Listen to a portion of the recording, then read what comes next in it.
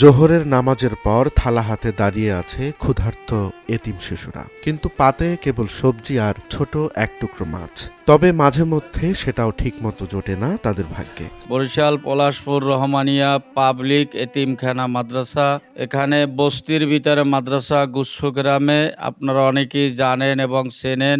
এখানে ছাত্ররা খাবারের কোনো টাকা দিতে পারে না, যেহেতু এখানে গরিব এলাকায় মাদ্রাসা গুচ্ছগ্রামে বস্তির ভিতরে। প্রতি মাসে 500 করিয়া টাকা ধরা হয়েছে হুজুর এবং মাস্টার বাবুর্চি, কারেন্ট বিল, বেতন বাবদ, তাও 3 মাস 4 মাস বাকি। অনেকেই এই টাকা দিতে পারে না। তো হুজুর চালাইতে এবং আমাদের চলতে ছাত্র নিয়ে আমাদের খুবই কষ্ট হইতেছে। এমনই একটি মাদ্রাসাতে পড়াশোনা করে অন্তত 46 জন এতিম ও দরিদ্র শিশু, কিন্তু 3 বেলা ঠিকমতো খাবার জোটে না তাদের। কখনো লাউয়ের তরকারি, কখনো আবার সাধারণ কোনো সবজি, আবার কখনো না খেয়েই দিন কাটাতে হয় এসব এতিম শিশুদের। আমরা এইখানে অনেক এতিম আছি, খানার টাকা দিতে পারি না। সামনে রোজার মাস আইতেছে, আপনারা আমাগো দিকে খেয়াল রাখবেন। আমরা সরকারের কোনো অনুদান নাই।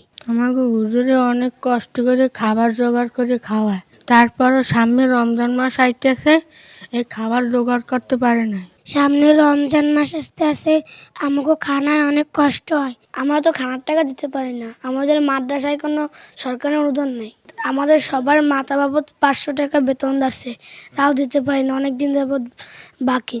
শিক্ষার্থীদের কথা ভেবে মাদ্রাসাটির শিক্ষকরাও তাদের সাহায্যের জন্য মানুষের দ্বারে দ্বারে ঘুরে ফেরেন, কিন্তু সরকারি অনুদান সেটার প্রাপ্তিও তাদের ভাগ্যে জোটেনি ঠিকমতো। ছাত্র শিক্ষকদের সামনে তাই একরকম অনিশ্চিত ভবিষ্যৎ। খাবারের নিশ্চয়তা দিয়ে এতিম শিশুদের মুখে হাসি ফেরাতে কেউ কি সামনে এগিয়ে আসবে, নাকি আসছে রমজানে ক্ষুধার কষ্টেই কেটে যাবে তাদের দিনগুলো? এমন প্রশ্নই যেন বের হয়ে এলো ছোট ছোট বাচ্চা শিশুগুলোর মুখ থেকে।